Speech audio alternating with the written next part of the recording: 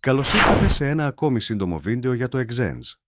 Όταν αγοράσετε έναν ελεγκτή Exens για τον ανεμιστήρα της καμινάδας σας, στην συσκευασία θα βρείτε την μονάδα ισχύως, τον πίνακα ελέγχου και μια κάρτα κλειδί με τον κωδικό πρόσβασης για τη μονάδα ισχύως σας.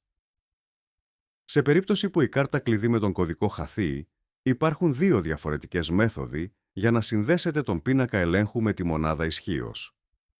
Η πρώτη μέθοδος είναι να ενεργοποιήσετε τον πίνακα ελέγχου και να πατήσετε την ένδειξη Add Device.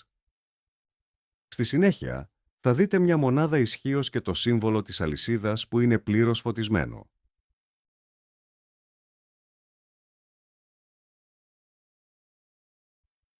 Αυτό θα σας επιτρέψει να κάνετε την σύζευξη, αλλά όχι χωρίς την κάρτα κλειδί σας. Για να κάνετε την σύζευξη χωρίς την κάρτα κλειδί, θα πρέπει να πατήσετε το κουμπί σύνδεσης στη μονάδα ισχύως για 5 δευτερόλεπτα.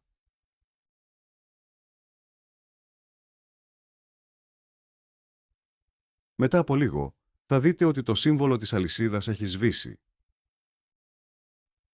Αυτό σημαίνει ότι τώρα μπορείτε να επιλέξετε τη μονάδα ισχύως και να πατήσετε Yes. Τώρα ο πίνακας ελέγχου και η μονάδα ισχύως είναι συνδεδεμένες. Σας ευχαριστούμε που παρακολουθήσατε αυτήν την σύντομη παρουσίαση του Exens.